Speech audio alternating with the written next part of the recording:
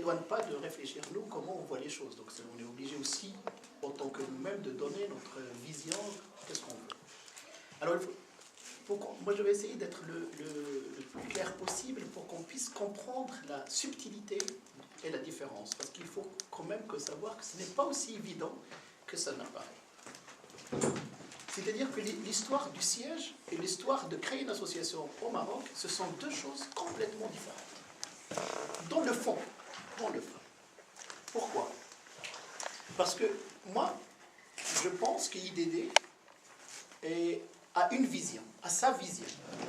Et surtout, et ça, je vais revenir à ce qui a été dit tout à l'heure, sur les thématiques.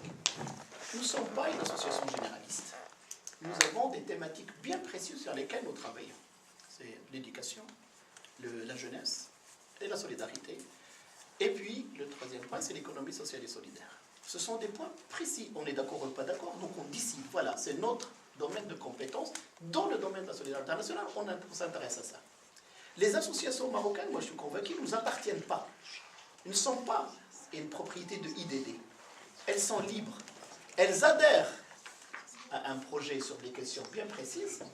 Comme nous, ici, je prends l'exemple de France, le réseau IDD. Khamsa, elle fait partie du réseau IDD sur les thématiques qui l'intéressent. Mais autant que Khamsa, nous sommes membres de la Ligue de l'enseignement sur autre chose. Nous sommes membres du CLID sur autre chose. Nous sommes membres de l'Or-Sud sur autre chose. Nous faisons partie d'au moins 4 ou 5 réseaux en France. Nous n'appartenons pas qu'à IDD. Comme les associations marocaines n'appartiendraient pas qu'à IDD autant qu'associations. Ils peuvent adhérer à d'autres réseaux sur d'autres thématiques. Mais IDD leur propose des thématiques précises. C'est pour ça que je dis, créer un réseau IDD Maroc entre les associations marocaines, ils peuvent le faire. Ça, c'est la limite, c'est leur discussion, c'est leur débat, etc. Par contre, IDD a besoin d'un siège pour intervenir de façon directe. Et là, je suis d'accord sur ce qui a été dit, parce que ce que j'allais dire, IDD, quand elle fait un siège des salariés localement, c'est pour aider les associations à réaliser les projets dans lesquels la charte qui est signée, ou le contrat qui est signé entre les associations localement IDD, sur des questions qui les intéressent mutuellement. On ne fait pas que la rabat mustamine, on ne fait pas que répondre à une demande, on a aussi une exigence. Quand on va dans un village, nous on propose une bibliothèque, on ne propose pas autre chose. Même si localement, si on demande à la population, ça se trouve qu'elle veut autre chose. Elle ne veut pas la bibliothèque en priorité. Mais nous, on propose la bibliothèque. Et c'est sur ce contrat mutuel, nous, on propose la bibliothèque. Eux, ils disent d'accord pour la bibliothèque, on fait la bibliothèque. Mais ça se trouve que le village a besoin de la route. Mais nous, on ne fait pas les routes. C'est-à-dire qu'on est sur un intérêt mutuel. C'est-à-dire, nous, ce qu'on propose, les autres adhèrent. Point. Et on se met d'accord sur un projet qu'on mène ensemble. Et on n'est pas généraliste et on obéit ou pas, on ne répond pas à tous les besoins locaux. Donc c'est pour ça que c'est très important de savoir de quoi on parle. Donc nous, on n'a pas à faire des demandes de subventions au Maroc pour IDD. On aide les associations à monter des projets, etc., de faire des demandes de subventions au Maroc. Donc ils ont besoin, eux, d'avoir une association déclarée avec la loi marocaine, etc. Ils peuvent toucher des sous pour réaliser les projets. Et ce que normalement était censé faire le coordinateur au Maroc, etc., d'aider les associations à monter les projets, à faire leur truc. Donc, il le fera au sein d'IDD, il ne le fera pas au sein d'une autre association, payée par une autre association.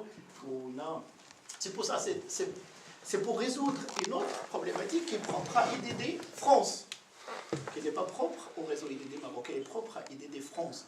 Le problème se pose à nous. Et donc, il faut qu'on regarde comment résoudre. La discussion sur le réseau formel, informel Maroc, c'est une autre discussion, à mon avis. Ça, c'est autre chose. Ça viendra avec le temps, peut-être on arrivera un jour à décider, etc. Moi, je crois que sur la trigonalisation, il y a deux façons, ou une façon de se